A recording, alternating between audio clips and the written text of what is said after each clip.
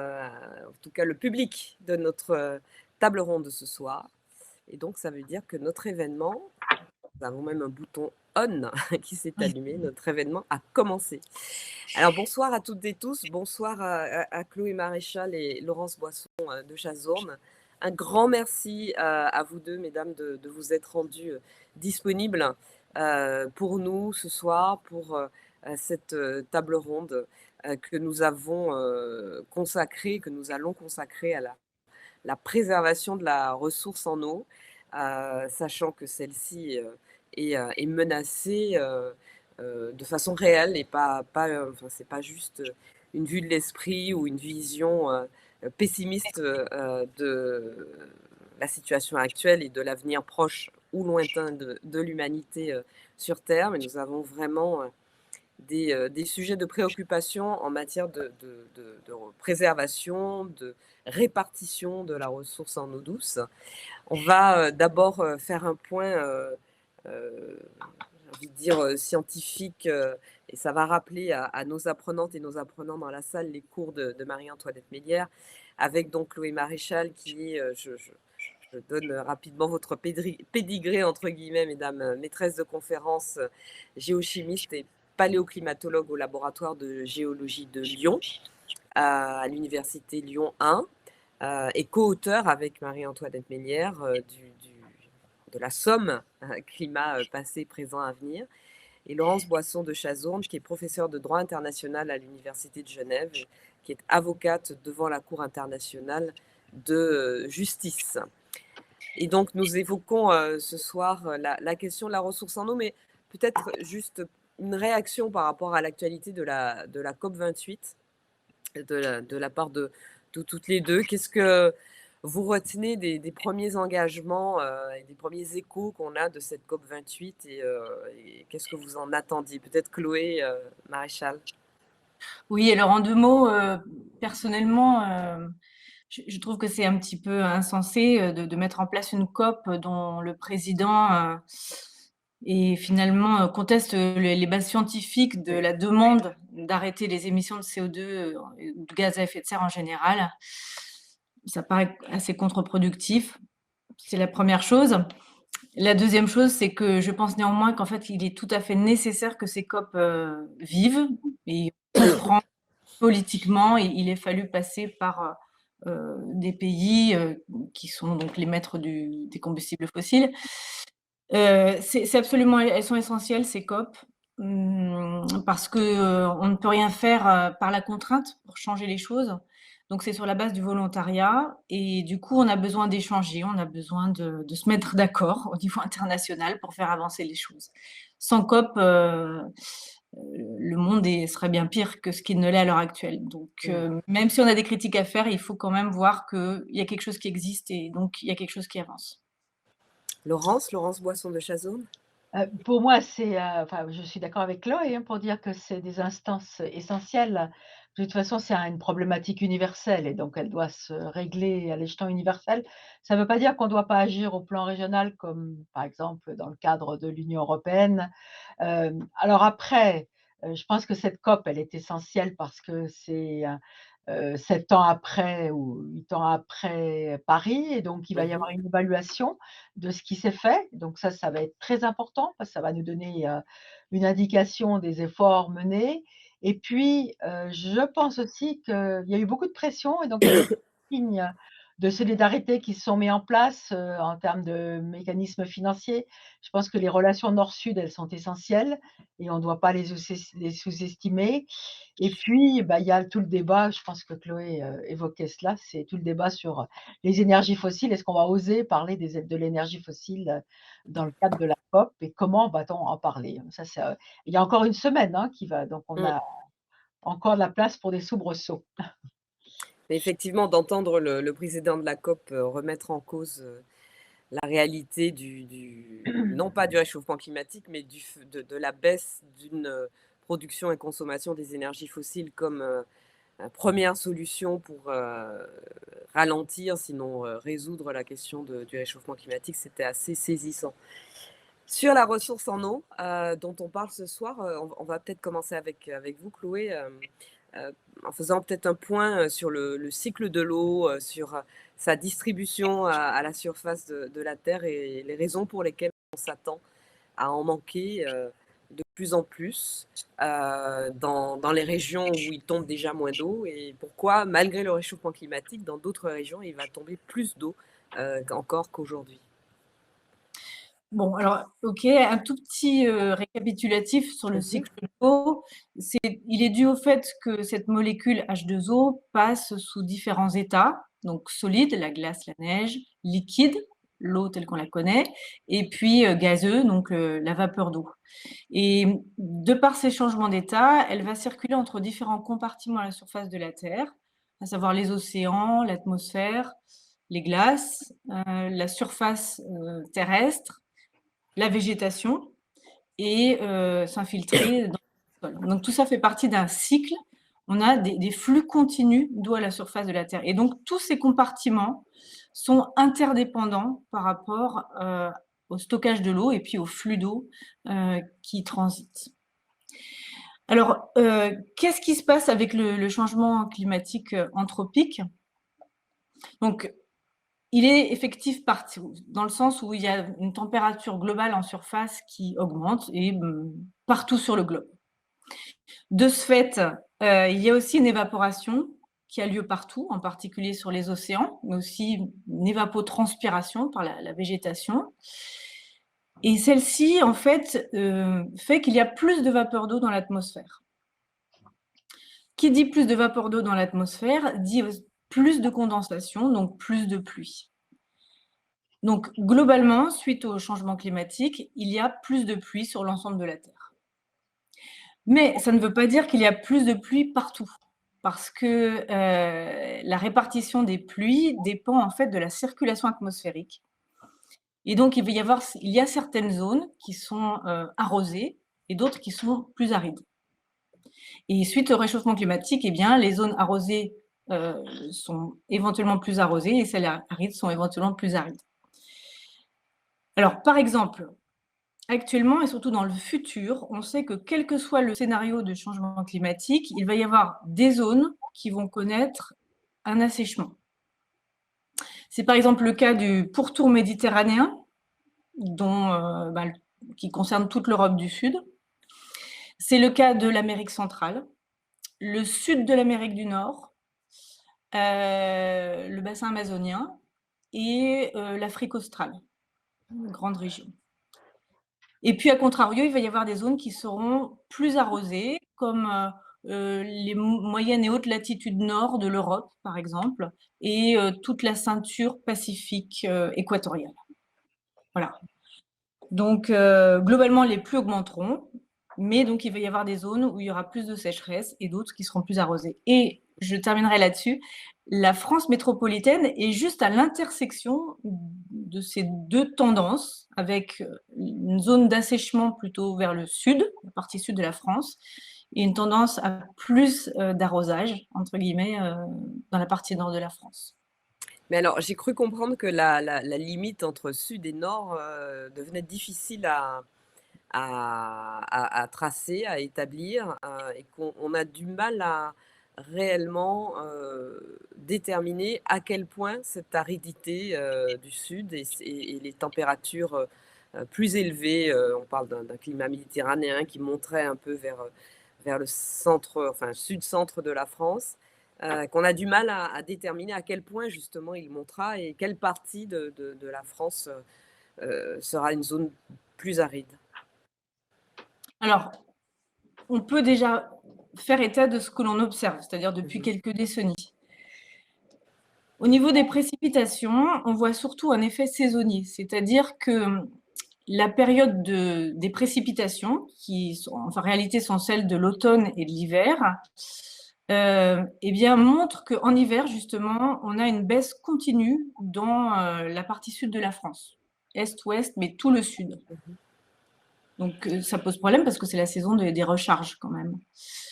Et également, on voit sur la partie donc plutôt méditerranéenne du sud de la France qu'il y a des déficits pendant l'été. Donc là, vraiment incontestablement, on voit que ce climat dit méditerranéen, il se fait de plus en plus ressentir et il commence à remonter en latitude.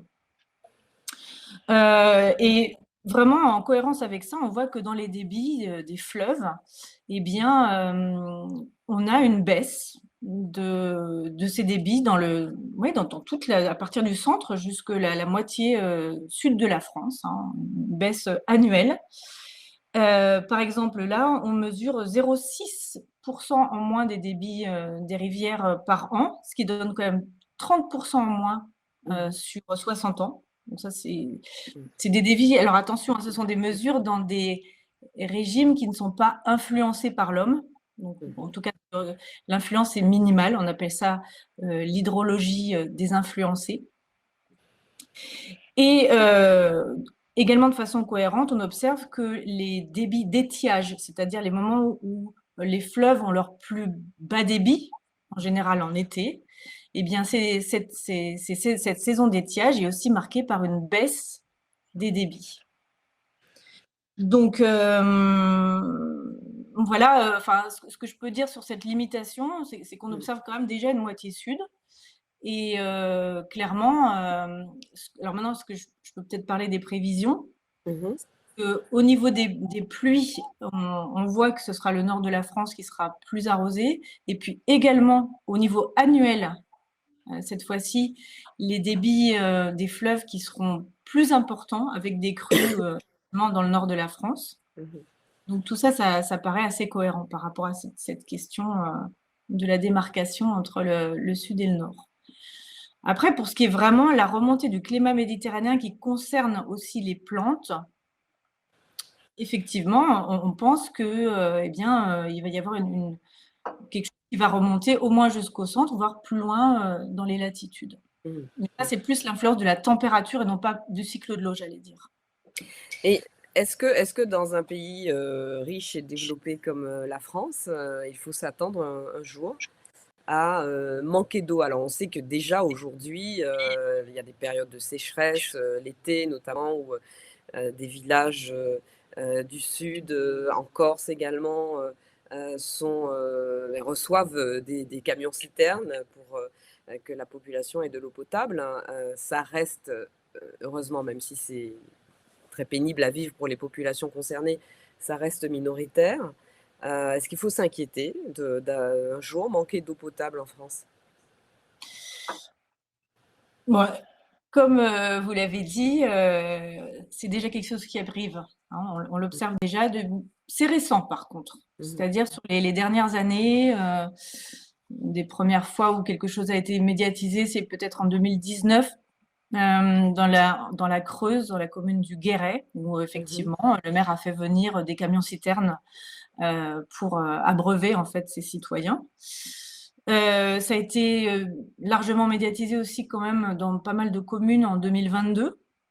Donc, ce sont des lieux. Donc là, je parle vraiment pour l'alimentation en eau potable. Hein. C'est quelque chose qui existe effectivement. Nombreuses communes qui ont été touchées par ça. Des communes qui sont sur des réserves en eau assez réactives aux conditions météorologiques.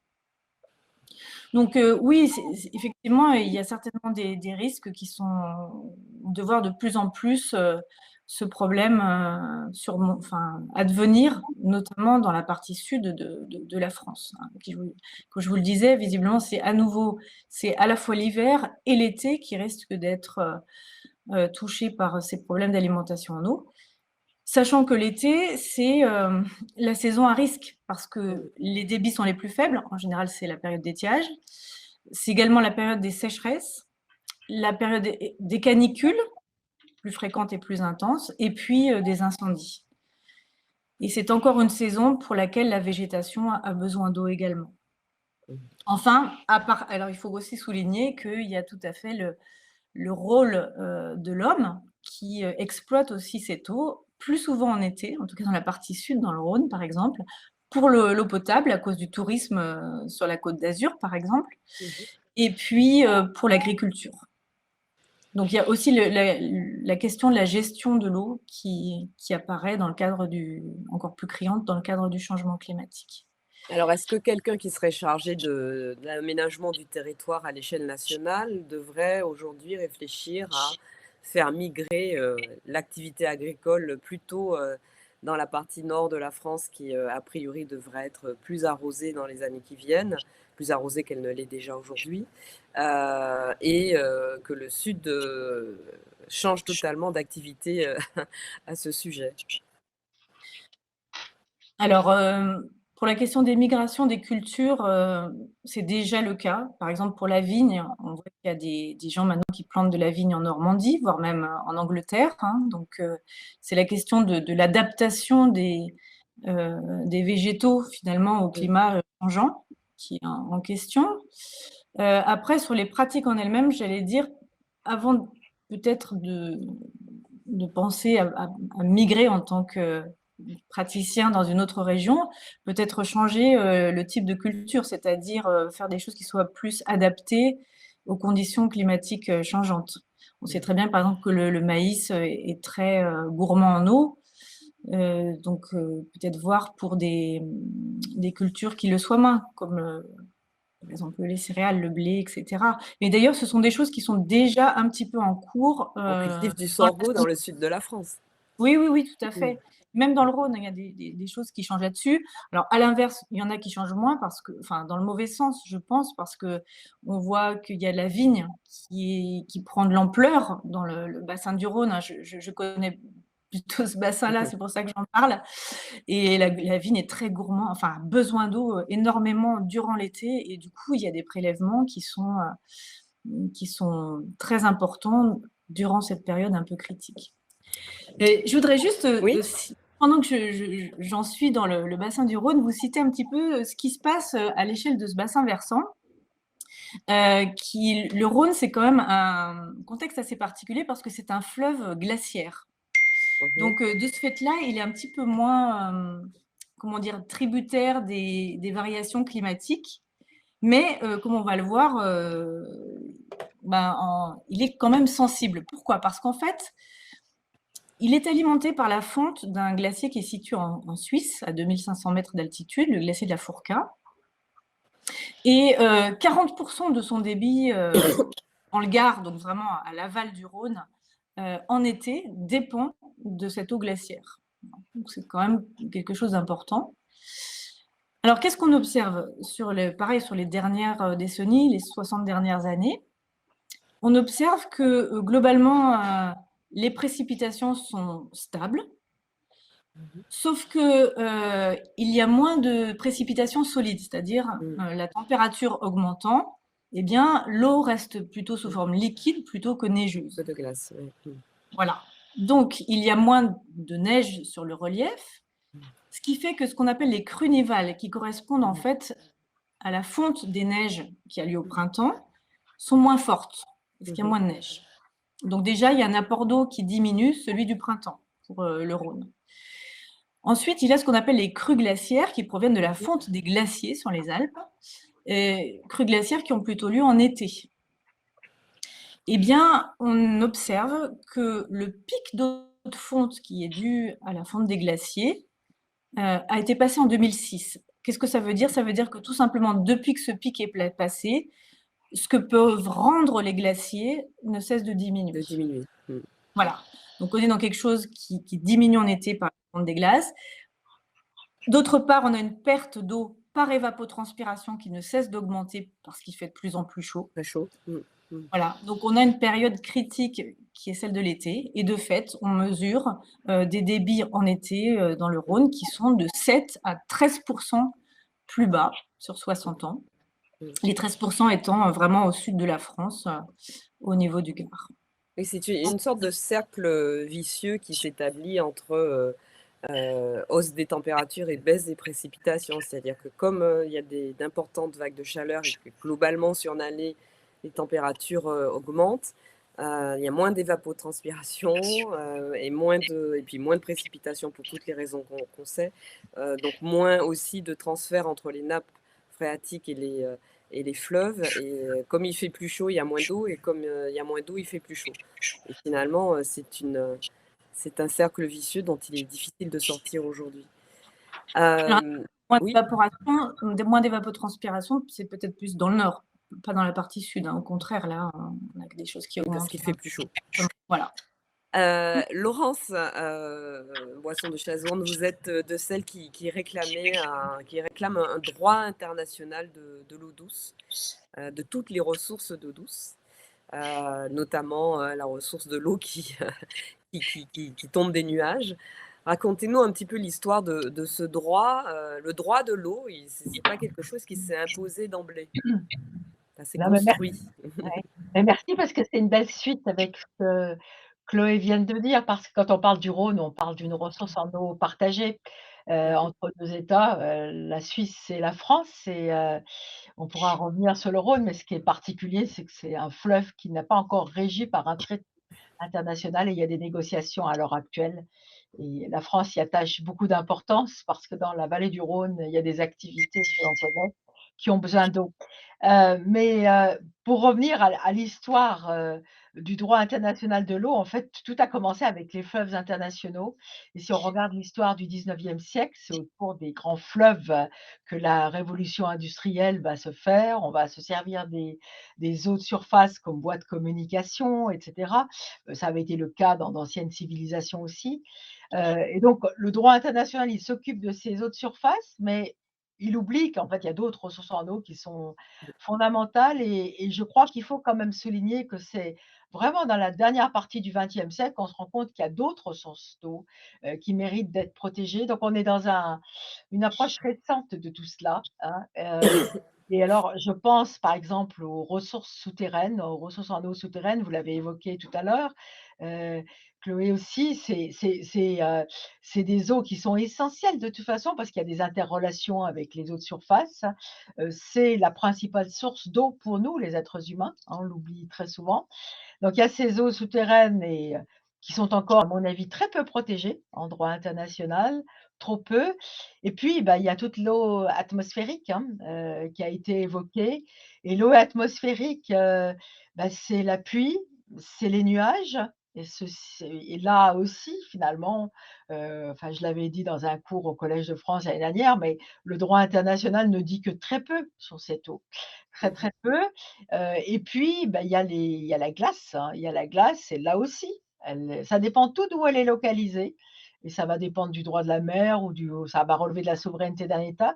Mais finalement, on se rend compte que si le droit international s'est beaucoup occupé des eaux de surface partagées, il est encore très peu développé sur les autres, ressources en eau et c'est un défi à mon avis. Mmh. Oui, parce qu'effectivement, quand on pense à la ressource en eau, on a tendance à penser essentiellement à l'eau de surface et à l'eau des nappes phréatiques, et on pense moins à l'eau, à la pluie, à l'eau des nuages ou à l'eau des glaciers, l'eau douce des glaciers, sur lesquels il y a évidemment des enjeux importants. Par exemple, le fait que les nuages puissent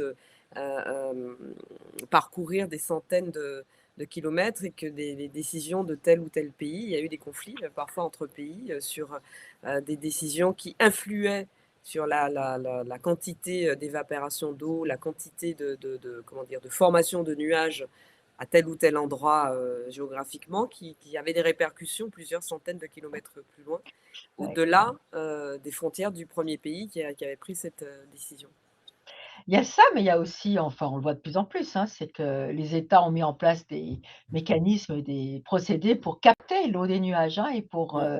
faire éclater des nuages, donc utilisation de ressources, chimiques très polluantes et puis bon, capter des nuages, et vouloir s'en servir, ça peut causer des dommages, significatifs Mhm. à d'autres États et moi je regarde attentivement toute la situation entre la Chine et l'Inde, hein, mais on arrivera à des tensions très fortes, du fait de cette eau atmosphérique qui n'est pas laissée libre de circuler. Alors après, il y a aussi les effets des changements climatiques et il y a ces flux d'eau atmosphérique qui circulent et dans des directions dans lesquelles ils ne circulaient pas avant. Donc il y a des régions qui sont dépossédées d'eau, verte, si l'on peut dire, c'est l'eau verte, c'est l'eau de et là, bah, il y a aussi des réflexions à mener parce qu'il y aura une adaptation nécessaire, hein. Pardon. Hem, Mais donc, dans ce domaine, le droit international, il regarde ça pour le moment.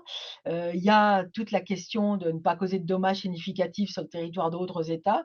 Mais encore faut-il établir la causalité. Elle n'est pas évidente, hein. Elle n'est pas évidente parce qu'on sait il y a des impacts, qui viennent de plusieurs sources. C'est pour ça que moi, je pense qu'il faut vraiment travailler sur les procédés, les méthodes et cetera. Dans un pays, que fait un État avec l'eau qu'il a, sous sa responsabilité? Que ne doit-il pas faire? Et cetera. Et ça, c'est, un défi notamment par rapport au changement climatique et à la protection de la biodiversité. Mais est-ce que c'est un sujet qui émerge au-delà du travail d'experts comme vous-même? Que c'est un sujet qui commence à arriver devant des tribunaux, arbitraires internationaux? Alors, devant les juridictions internationales, c'est des conflits relativement classiques de fleuves internationaux. C'est l'Indus, Mmh. Pakistan-Inde, c'est l'Argentine et l'Uruguay. Mmh. Mais par contre, si on pense, par exemple, à des négociations, sur les cours d'eau, on pense au Nil, par exemple.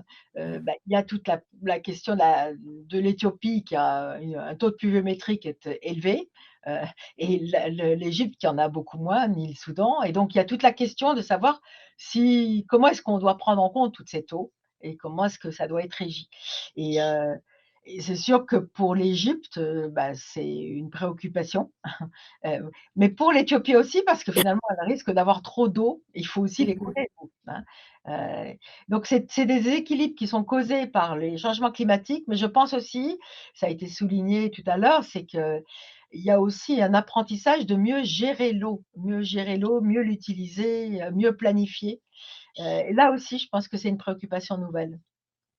Bien Est-ce que sûr. c'est est-ce que c'est est-ce qu'on en prend le chemin, Chloé? Est-ce que c'est quelque chose dont on prend le chemin d'après vous? Je je pense qu'il y a des initiatives, il y a des discussions, il y a des réflexions qui sont faites, peut-être pas, à une échelle, enfin, on souhaiterait peut-être que ce soit à une échelle plus importante, mais oui, je pense qu'il y a des choses qui sont en train de changer là-dessus. Ça me paraît sûr. Heu, Par contre, c'est sûr il y a des pressions aussi pour, ne pas faire changer les choses, hein. On peut parler des méga-bassines, par exemple, aussi, où, finalement, le problème n'est pas tant, le fait que s'adapter à la diminution d'une ressource, mais continuer à faire, péricliter un système en utilisant la même ressource comme si finalement il n'y avait pas eu de changement. Donc se débrouiller pour, avoir les mêmes flux. Alors là, en fait, le problème, c'est, je pense vraiment de changer nos pratiques pour, s'adapter aux flux naturels qui sont changeants. Alors Oui, Laurence? ouais, prise de conscience parce que, cette année en mars, il y a eu une très grande conférence sur l'eau, hein, aux Nations Unies, à New York. Et finalement, c'était la deuxième conférence dédiée à l'eau. La première, ça avait été en 1977. Donc on se rend compte que je crois qu'il y a maintenant une prise de conscience, hein.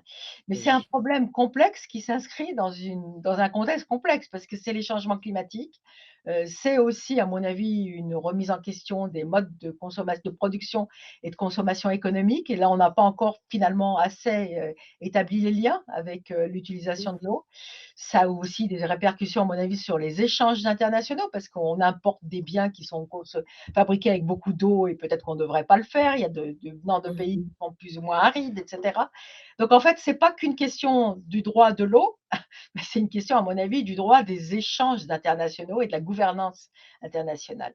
Et comme toutes ces problématiques, comme la biodiversité, comme les changements climatiques, ça va demander des changements de comportement humain et les faire appliquer, c'est extrêmement difficile. Mmh. Mmh. Et oui, Et Chloé? je voudrais juste rappeler que, la plupart des êtres vivants, notamment les végétaux, puisque c'est eux qui constituent la grande part de la masse du vivant, sont quand même constitués à plus de 70-80 d'eau et que l'eau, c'est vraiment le paramètre, essentiel pour la vie. Mmh. Donc forcément, nous, en tant qu'humains et société humaine, c'est aussi, une question, centrale, dans nos existences. Oui. Nous aussi sommes, constitués d'une grande partie d'eau. Oui, 80 100. Ça dépend de l'âge, mais Voilà. Au-delà, en plus de cette question de la préservation de la ressource en eau et sa répartition, hein, entre les différents usages. Il y a la question de la qualité de cette eau, de la préservation de la qualité de cette eau, qu'elle ne soit pas polluée, qu'elle soit réellement une eau douce potable. En France, essentiellement en raison des rejets de pesticides, le montant de la dépollution de l'eau douce est de 50 milliards d'euros par an. Alors, il n'y a pas que la conséquence des usages de l'agrochimie en agriculture, mais en grande partie. 50 milliards d'euros, c'est le budget de l'éducation nationale en France. C'est le montant un peu moins que le montant des intérêts de la dette. Et c'est donc évidemment beaucoup d'argent avec lequel on pourrait faire beaucoup d'autres choses si on n'avait pas dépollué cette eau. Dans la mesure où manifestement on ne prend pas le chemin d'une transformation profonde du modèle agricole de l'hémisphère nord, on va dire, qui est très consommateur en eau et très polluant pour l'eau douce. Et puis, il y a toutes les autres pollutions que l'on peut imaginer. Est-ce que le combat ne doit pas aussi porter sur ça, sur non seulement la préservation de la ressource, mais la préservation de la qualité de cette ressource? Est-ce que l'une de Ben, vous veut se lancer? oui, oui, oui, oui, oui, mais je vais juste parler brièvement. Je pense que tout à fait. Pour rappeler très simplement les choses, par exemple, on a besoin des nappes phréatiques, notamment poreuses, donc constituées de grains de sable ou d'alluvions, pour avoir une bonne qualité d'eau qui soit buvable. Si on prend directement de l'eau qui provient des glaciers, elle n'aura pas du tout la même qualité parce qu'elle n'aura pas été épurée et puis même enrichie en des éléments qui sont vitaux pour le vivant.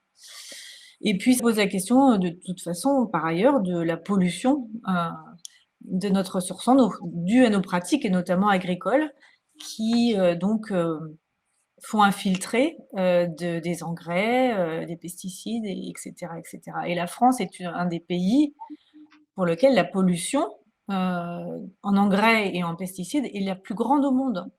Donc, on a dans nos pratiques certainement des choses à corriger là-dessus. C'est évident. Alors, Laurence? bah, bon, il y a les eaux souterraines, poreuses, mais il y a aussi les zones humides, hein. On les oublie celles-ci et en fait, elles sont aussi, des filtres naturels très importants pour, l'accès à l'eau. Enfin, on dit toujours que la ville de New York est nourrie d'eau, qui vient des zones humides du nord de l'État de New York et c'est une fonction naturelle de la nature et donc on devrait revoir tout cela. Mais je voulais aussi dire que qualité, quantité, souvent on oppose tout cela et c'est intéressant parce qu'on a toujours dit pendant longtemps qu'en Europe, il y avait beaucoup d'eau, mais l'eau, elle est beaucoup polluée en Europe, hein et en fait, donc il y en a moins à disposition. Heu et je pense qu'il faut vraiment penser dans les 2 termes, à la fois l'accès à l'eau, mais aussi une eau de qualité qui permette de mener des activités humaines. Et vous l'avez dit pour, les pratiques françaises, hein, mais, vous voyez bien aussi ce qui se passe au niveau européen, hein, enfin, les États qui sont récalcitrants à s'engager plus loin contre, l'utilisation de pesticides et d'engrais, et autres, belles substances chimiques, qui portent atteinte à l'environnement. Donc, ça, à mon avis, c'est vraiment un objectif très important en Europe, hein, la qualité de l'eau. Et ça a des répercussions sur la santé, ça a des répercussions sur beaucoup d'autres choses.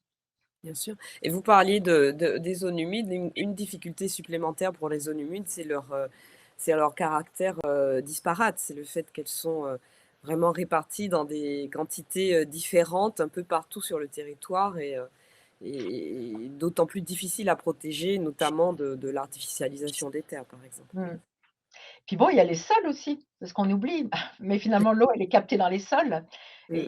et aussi, hein, alors donc ça, c'est la désertification, c'est la biodiversité, mais c'est qu'en fait, on voit que l'eau, c'est un élément d'un tout, qui est les écosystèmes, et on n'a pas encore je pense qu'on a encore beaucoup de difficultés à travailler sur les interrelations entre les différentes composantes. Mhm. Notamment pour le législateur, je pense que c'est très difficile, hein.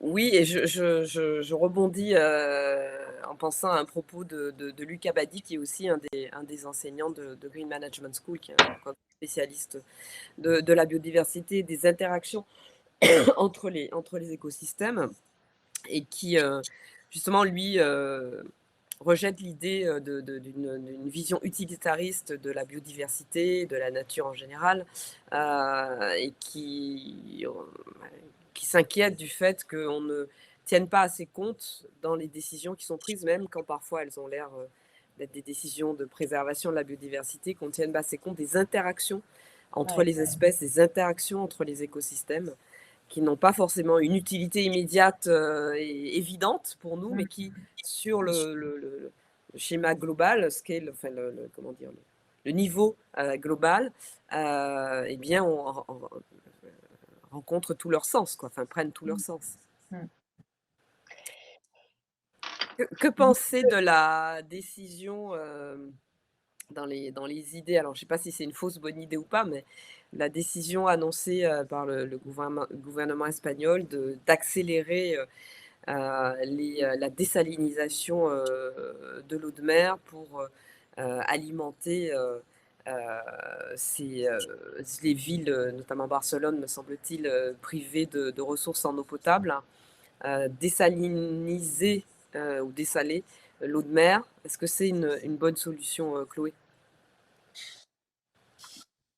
Mais encore une fois, l'idée, c'est quand même de pouvoir s'adapter à ces Mmh. changements. Alors, est-ce que la désalinisation est une bonne solution? Je C'est très consommateur d'énergie.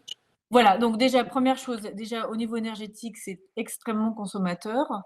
Je crois que c'est entre 2 et 20 Wh par litre d'eau douce, produit, hein, juste pour la production et donc évidemment, ça nécessite l'utilisation à ce stade des combustibles fossiles, donc ça renforce le Le changement problème. climatique, Mmh. voilà et puis, il y a 2 conséquences qui sont quand même assez, dramatiques. C'est que ça, enfin, l'autre conséquence, pardon, c'est surtout que ça va rejeter de l'eau saumâtre Mmh dans, mh. des écosystèmes qui sont, des lieux de vie, très importants. C'est-à-dire le niveau côtier, hein, c'est là qu'il y a Mmh. 90 de la biodiversité sur terre. Par exemple, pour, exploiter 2,5 litres d'eau de mer, on extrait effectivement 1 litre d'eau douce, mais on va rejeter 1,5 litre de saumure, Mmh. chaude, hein, donc un événement enfin quelque chose de très toxique. Le sel, à haute concentration, c'est toxique pour la vie tout simplement, hein Bien sûr. Mmh mh. et donc avec des températures élevées, donc ça contribue à détruire, les bords Mmh. du littoral, donc ça déplace aussi un problème. Mmh. Donc cette technologie ne me semble pas être, la voie en tout cas, d'avenir, sur une grande échelle. Peut-être Mmh. ponctuellement pour certaines choses, mais je pense qu'il y a beaucoup de problèmes, qui seront apportés aussi par cette technique-là. Et Laurence, est-ce que ce Mais type de processus négatif pourrait rentrer justement dans le droit international de l'eau douce? Et là, c'est se dire que pour produire de l'eau douce, on continue de détruire l'environnement et les écosystèmes. bon, alors après, mais Chloé c'est mieux ça que moi, mais il y a des technologies qui peuvent être différentes et il y a des technologies qui s'améliorent. Mais bon, pour rajouter à tous ces inconvénients, il y a aussi le côté financier. C'est très cher, hein, tout ça encore. Mais il faut savoir que, par exemple, on a beaucoup de gens réunis en ce moment, à Dubaï, vers Abu Dhabi et Mmh. cetera. C'est des pays qui travaillent, qui utilisent beaucoup, ce genre d'eau produite. Moi, je pense que je rejoins, ce qui a été dit, je pense que c'est possible à petite échelle, mais Mmh. c'est certainement pas, une solution pour un pays à large échelle, alors j'imagine que pour Barcelone, peut-être comme source d'eau d'appoint, hein, heu, Mmh. mais c'est vrai et ça, c'est vrai qu'on parle peu, des effets négatifs sur l'environnement Mmh. et des rejets, hein. Alors, on va nous dire que, on va pouvoir améliorer les technologies et que peut-être qu'il y aura moins de rejets. Ah bah, il faudrait voir, hein, Mmh. mais c'est certainement pas c'est la enfin, je ne sais pas quelle est la quantité qui peut être produite, la quantité d'eau produite par le dessalement, mais c'est vraiment enfin, c'est mineur par rapport aux besoins, hein, Mmh. de la population humaine, de toute façon. Mmh. Mmh.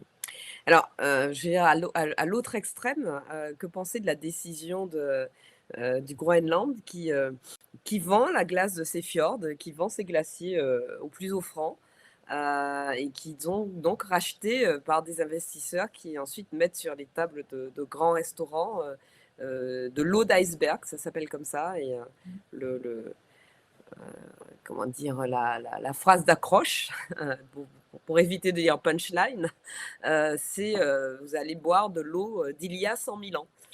Parce que ça, c'est aussi une bonne idée et une bonne façon de résoudre le problème. Bah, en tout cas, moi, je vais parler d'un point de vue juridique, hein, Oui. mais Mmh. tout ça maintenant, ça dépend encore de la souveraineté de l'État. Ça dépend des États. Alors, ce qu'on peut espérer, c'est qu'il y ait une conscientisation qui se fasse, mais au Groenland, c'est une source de profit, hein, donc Mmh. à mon C'est avis, l'appât du gain doit être plus fort que le reste. Mais ça, je pense aussi que les glaciers, on n'a pas encore suffisamment réfléchi mmh à mh. l'équilibre et à leur nécessaire fonction pour l'équilibre de la Mmh. planète, et pour l'heure, bah, voilà, on utilise mais en Groenland, je pense que j'ai vu aussi qu'on utilisait beaucoup les eaux souterraines, hein, donc Oui. tout est utilisé à fin de profit, et je pense que voilà, Mais je est-ce crois que les même pas. glaciers du Groenland ne font pas partie du patrimoine mondial de l'humanité? Est-ce qu'ils n'appartiennent qu'au Groenland? Est-ce que c'est normal qu'ils n'appartiennent qu'au Groenland? Mais voilà, alors mais ça, c'est ce qu'on appelle la promotion de l'intérêt collectif, hein, Mmh. et la promotion de la moi, je suis une fervente partisane de cette notion d'intérêt collectif, mais on a une spatialisation du pouvoir qui n'est pas organisée en fonction de la protection de l'intérêt collectif. Alors est-ce qu'on peut communautariser, si on peut dire, la question d'utilisation des glaciers? Je pense qu'il faudrait faire la même chose pour les nuages, j'en suis, Mmh. aussi, mais ça demande des efforts gigantesques, de la part de nos gouvernants pour accepter de parler de sujets d'intérêt commun. Mmh. Et déjà regardez ce qui se passe en ce moment à Dubaï avec les changements climatiques. Grande Mmh. difficulté à se lancer dans une solidarité universelle. Mmh. Mmh. On va Alors moi, prendre les ques oui, vas-y, je Chloé, voudrais oui. juste oui, réagir Mmh. à cette histoire d'eau Il y a 100 000 ouais, ans. alors déjà la première chose, c'est que quand vous êtes un petit peu, climatologue, vous savez que l'eau, elle a pas 100 000 ans. Elle a 20 000 ans. Bon déjà c'est pas mal, Oui. c'est sûr, mais pas 100 000. 100 000 c'est au centre de la calotte et donc elle ne flue pas vers la mer. Si j'ai bien compris, cette eau, elle provient de l'écoulement de la calotte Mmh mh. dans la mer, c'est-à-dire sous forme, d'iceberg. Mmh. Mmh. Bon, alors j'allais dire, bah, de toute façon cette eau, elle va aller à la mer, donc Se pourquoi pas mélanger avec de l'eau salée, oui. voilà et Mmh. cetera. Bon, pourquoi pas ponctuellement, la prendre puisque c'est de l'eau douce pour l'exploiter. Je pense qu'en fait, la vraie question, c'est plutôt de se poser quelles sont nos pratiques nous, par exemple en France. On exploite de l'eau pour la mettre en bouteille. Mmh mh. Par exemple, bon, ça va être Evian, Vittel, et cetera, Volvic et là, on a des pratiques qui peuvent être, très, très, très questionnables. Par exemple, Volvic, on sait qu'il y a eu des prélèvements qui ont été faits pendant des années et qui continuent à l'être, hein, dans la nappe phréatique au détriment des riverains. C'est-à-dire qu'il y avait des arrêtés de prélèvement pour, Mmh. De population, restriction des prélèvements pour la population, ouais. restriction de d'eau en fait et pour, Alors ces qu'on continuait entreprises d'embouteiller, dans l'usine de Vittel, oui. exactement, Mmh. exactement. Donc ça, pour moi, c'est beaucoup Mmh. plus problématique que l'eau du Groenland. Bon, OK, pourquoi pas, quoi. On a beaucoup de questions dans le chat et je vous propose comme il nous reste un petit quart d'heure, 20 minutes de répondre aux questions de la salle. On va passer en mode questions-réponses. C'est Emma qui backup de cette visio qui va s'en occuper. Nous passer en mode questions-réponses. Voilà. Alors, nous avons une question de Saint-Doux Sandati, qui peut être pour Laurence. Sur quel fondement se base le droit de l'eau? Alors le droit, le cinquième fondement, en fait, c'est la ressource en eau qui est l'objet d'une réglementation. C'est le législateur de chaque pays qui, édicte adopte des législations. Pour ce qui est du droit international, c'est les traités internationaux et les pratiques, coutumières, les principes coutumiers, c'est les principes utilisés par les différents États pour le traitement de l'eau. Donc c'est la volonté politique, hein, c'est pas le droit naturel. D'accord. Chloé, vous vouliez rajouter quelque chose? J'ai Non, cru non, voir, non? non, non, D'accord. l'appareil Alors, fixe, c'est pas autre chose. Je autre sais pas. question, Emma, ou alors je prends directement dans le chat. Quelles sont les questions d'Alix Franco, quelles sont les obligations réglementaires en matière d'analyse de l'eau en France et les obligations d'action corrective ou préventive? Est-ce que Moi, l'une de vous a la réponse? moi, je passe parce que ça, c'est vraiment je ne le sais pas, hein. Moi aussi, je passe, je suis désolée, Ah, je ne peux pas répondre non plus. Il faudrait un spécialiste de l'eau. Y a-t-il maintenant un organisme national de gestion de l'eau en France ou est-ce un projet, à part l'agence de l'eau? Bah, il y a les agences en tout cas de bassin, hein, Mmh. ça Mmh. c'est la France, elle a toujours été, elle a une pratique intéressante qui a attiré le regard d'autres États puisque c'est au niveau des bassins que la gestion de l'eau est organisée donc mais il y a aussi, bah, au niveau central, hein, le Mmh. ministère et les autorités. Absolument. Ouais. Oui, oui, tout à Mais fait. je pense que la décentralisation, peut-être on n'en a pas beaucoup parlé, mais elle me paraît très importante parce que, bah, ça a été dit tout à l'heure, les effets du changement climatique, ils seront différents d'une région à une autre. Et donc c'est Mmh. important, d'avoir cette approche décentralisée et puis d'impliquer, tous ceux qui sont concernés, pas simplement les décideurs politiques, mais aussi les usagers, les riverains, Mmh. et d'autres communautés, les communautés, agricoles, et autres. Mmh. Alors nous avons une question d'Ingrid. Existe-t-il un site internet de référence pour comparer, la qualité de l'eau dans le monde entre les pays? Ça doit exister.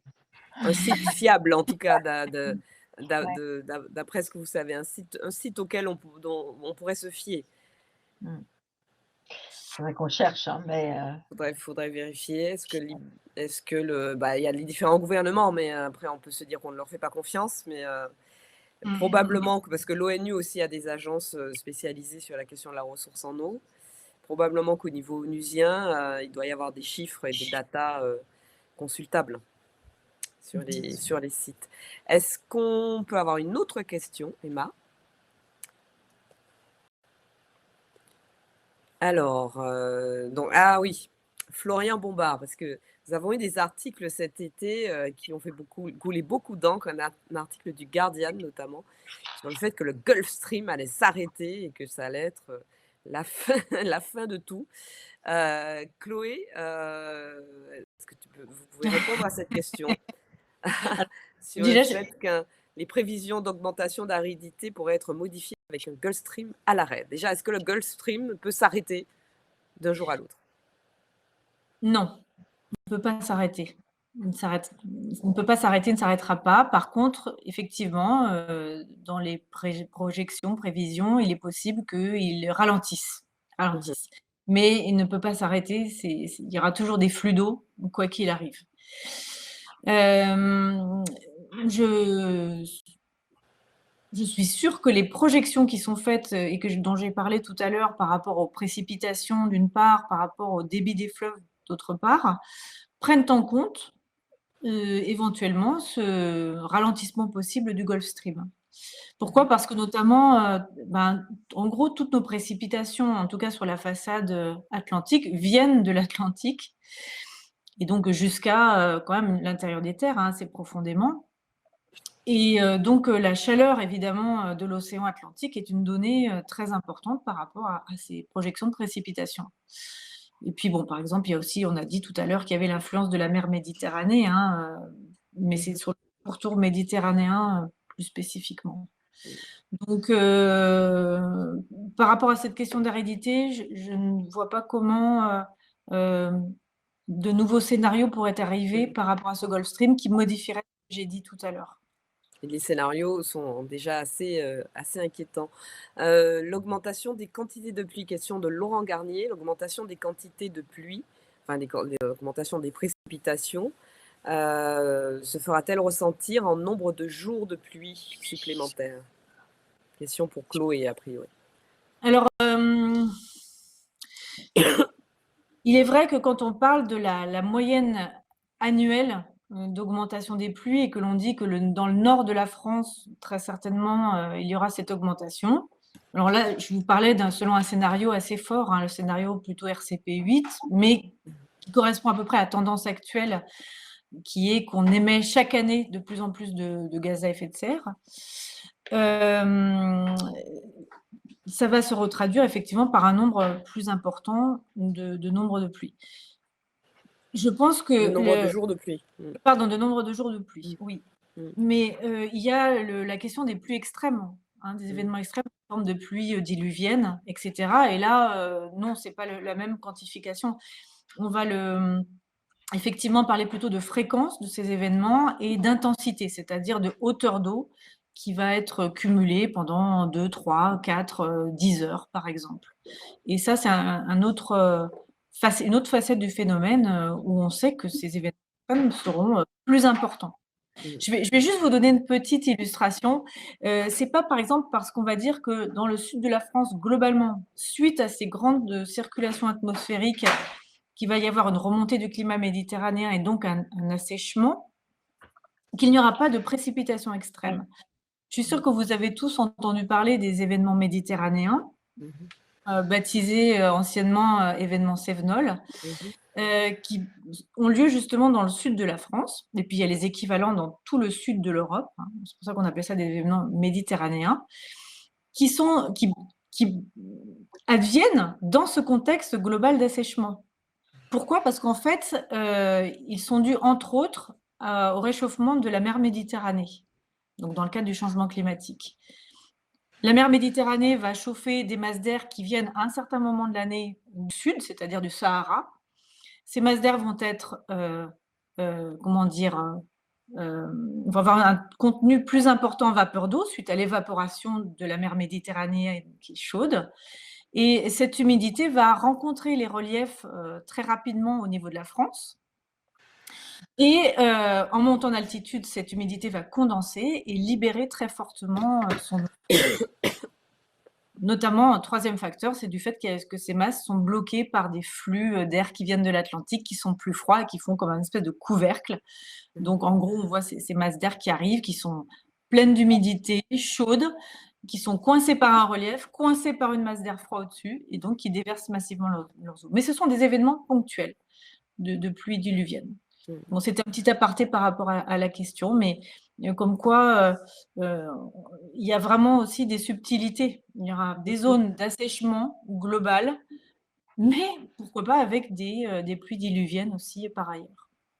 Alors, Léa Hervy pose la question: que veut dire RCP8? Théoriquement, Léa, vous avez vu ça dans le cours de Marie-Antoinette Mélière en première année et aussi en deuxième année, mais je vous laisse répondre, Chloé. Alors, RCP8, ça veut dire Representative Concentration Pathway. Donc, en gros, c'est surtout le chiffre qui est donné après qui est important, qui fait état du nombre de watts par mètre carré qui seront additionnés à la surface du globe suite à l'action humaine. Et ici, là, c'est 8,5 watts par mètre carré, en plus, évidemment, du flux naturel à la surface de la Terre. Voilà, c'est la trajectoire que nous prenons aujourd'hui. Oui. Et qui débouche sur un plus 3, plus 4, plus 5 degrés à la fin de notre siècle, et surtout une température qui n'est pas stabilisée. Alors qu'avec RCP 2.6, nous avons une température stabilisée dans plusieurs dizaines d'années, à plus de degrés par rapport à la période pré-industrielle. Donc, ça, c'est si on prend toutes les mesures nécessaires et qu'on s'y tient à partir de maintenant et dans les 30 à 40 prochaines années. Mais en tout cas, la trajectoire que nous avons aujourd'hui, c'est ce scénario RCP 8.5 qui nous met à... j'ai failli dire plus 4, mais j'avais peur de dire une bêtise, qui nous met, comme vous nous l'indiquez, à plus 4, voire plus 5 degrés d'ici la fin du siècle. Une question plus pour Laurence, je pense, de la part de Pauline. Pauline Bellali qui nous dit: un article de Reporter sur la privatisation d'une source d'eau par la société qui vend les bouteilles d'eau cristalline narre le fait que cette société vient de racheter la nappe à la mairie. Comment est-ce possible qu'une mairie, qu'une collectivité vende cet accès à une entreprise privée tout en sachant que la commune de Montagnac manque d'eau chaque année? Donc peut-être au-delà de ce cas particulier. Ouais. Bah, il y a différents mots qui sont utilisés derrière, en bon, en Europe, l'eau relève du domaine public, hein, donc elle appartient à la collectivité, publique, ce Mmh. qui n'est pas le cas forcément au Chili, où l'eau peut être, Mmh. privatisée et être appropriée par des particuliers, comme, en Californie. Mais là, en fait, il s'agit de concessions, hein, des concessions d'utilisation de l'eau et Mmh. on en a parlé tout à l'heure pour Volvic. La grande question, c'est, quels sont les termes de cette concession? Hein, quels sont les termes et pourquoi ce choix de donner une concession à une entreprise, pour avoir accès à l'eau minérale? Bon, moi, je ne connais pas ce cas particulier, mais ce qui est aussi intéressant, c'est qu'en général, les concessions, c'est très peu transparent. On a très peu accès à ce type d'instrument juridique, hein et on devrait, je pense et il devrait y avoir consultation, je pense. Mmh. Alors justement, puisqu'on parle de vous évoquiez à l'instant la privatisation, quelqu'un posait la question, on entend souvent parler de ces, Péronne qui pose cette question, de risque de privatisation de l'eau. Qu'est-ce que cela signifie précisément? Où en est-on aujourd'hui? Voilà, mais la privatisation, elle est utilisée sous différents angles, mais là, quand on va parler de l'accès à l'eau. Alors bon, il y a le Mmh. problème des concessions dont je viens de parler pour, de l'accès à Mmh. des nappes phréatiques, mais il y a aussi toute la question de la distribution de l'eau dans les villes pour, notre Mmh. consommation. Et là, il y a des acteurs privés qui peuvent, décider, qui peuvent être, impliqués. Mais vous savez qu'en France, il y a des villes qui ont décidé de remunicipaliser, en fait, l'accès à l'eau, à Lyon, à Bordeaux, hein. Et donc, voilà, ça peut être aussi un choix que l'autorité Mmh. publique elle-même, fournit cette eau et assure que l'infrastructure soit, bien, en bon état et que la qualité de l'eau soit, comme elle devrait être. Donc c'est ça, en fait, la privatisation, c'est Mmh. souvent est-ce qu'il y a un acteur privé qui est partie prenante, Mmh. à la délivrance de l'eau, hein? Et c'est le cas aussi à Paris, qui a remunicipalisé Bah, voilà. son eau et qui a une régie qui s'appelle Haute-Paris. J'en profite, on en parlait tout à l'heure, dans les quelques minutes avant le début de cette visio, pour vous recommander vraiment, très fortement, le film Même la pluie, qui est un film, qui est sorti au début des années 2010, en 2011, d'une réalisatrice, bolivienne, Itziar, Bollain, si je me souviens bien, et qui raconte, justement le combat, de population bolivienne contre la privatisation, de l'accès à l'eau par leur pays, puisque vous évoquiez tout à l'heure le cas du Chili, par exemple, où, effectivement l'accès à l'eau peut être totalement privatisé. Et donc le film s'appelle Même la pluie parce qu'à un moment, il y a un des protagonistes qui dit: «Bah, tu verras que demain, même la pluie, ils voudront la privatiser». Heu, c'est malheureusement, c'est ça. Le film date de 2011, on est en 2023 et bon, on n'en est pas encore là, mais on peut peut-être le craindre. Je crois qu'il nous restait une ou 2 questions. Oui, question de Sindou Sandati. Est-ce que les retenues collinaires ou bassins sont, j'imagine, méga-bassines, sont un bon moyen pour récupérer l'eau? Chloé. Alors, quand vous dites, récupérer l'eau, Mmh. ce n'est pas vraiment, ce qui est fait en général. D'après mes connaissances, hein, je dois dire que je mets un petit bémol, je suis chercheuse, donc je ne travaille pas vraiment sur le terrain quand même là-dessus. Mmh. Mais ce que je comprends de la chose, c'est qu'en fait, ces retenues, elles sont faites pour, prendre de l'eau, non pas de la pluie, mais surtout des nappes et Des des nappes rivières, hein, phréatiques. Mmh. qui sont en aval de ces retenues, de ces Mmh. mé à côté de ces méga-bassines. C'est-à-dire qu'en fait, on va prélever dans la rivière, dans la nappe, en faisant des pompages et puis on va injecter cette eau dans ces retenues pour pouvoir s'en servir, à une période, par exemple, où il y aura moins d'eau, notamment Mmh. l'été. Donc il ne s'agit pas juste de mettre un réservoir d'eau comme dans son jardin pour récupérer l'eau de pluie, c'est autre chose. On est quand même dans, exploiter les nappes, exploiter, les rivières. Mmh. Avec donc tous les déséquilibres que ça peut créer par rapport aux écosystèmes et puis, à ce partage de la ressource aussi. D'où Plus la le fait, oui. je terminerai là-dessus, que ces retenues collinaires, elles sont pas forcément, enfin, la plupart des hydrologues ne les plébiscitent pas parce qu'en fait, elles représentent une surface d'évaporation qui est très importante. Mmh. Donc, l'eau qui devrait être logiquement stockée naturellement dans les nappes, à l'abri de l'évapotranspiration, en tout cas en partie, se trouve justement soumise à cette évapotranspiration. Donc ça fait une perte finalement dans l'atmosphère qui est assez Mmh. importante. Qui est assez significative. Merci beaucoup, mesdames. On arrive au terme de notre heure de visio en libre accès sur cette question de privatisation, de préservation, pardon, je m'en remets pas, de préservation de la ressource en eau, qui s'inscrit dans le cadre d'une série de visio comme ça, libre d'accès que nous allons organiser sous le thème idéaux, en 2 mots, idées au pluriel, idéaux, alors le jeu de mots est assez facile à trouver. Un grand merci à toutes les deux de vous être rendues disponibles pour nos apprenantes et nos apprenants et au-delà les personnes qui vont ensuite pouvoir visionner cette visio en libre accès. Et un grand merci à l'équipe de Green Management School, tout spécialement à Emma, à Franck et à Anaïs qui ont beaucoup participé à la bonne tenue de cette visio. Très bonne soirée à toutes les deux. Merci Bonsoir à beaucoup. aussi dans la salle et encore merci. Merci à tous et à toutes. Merci. Merci.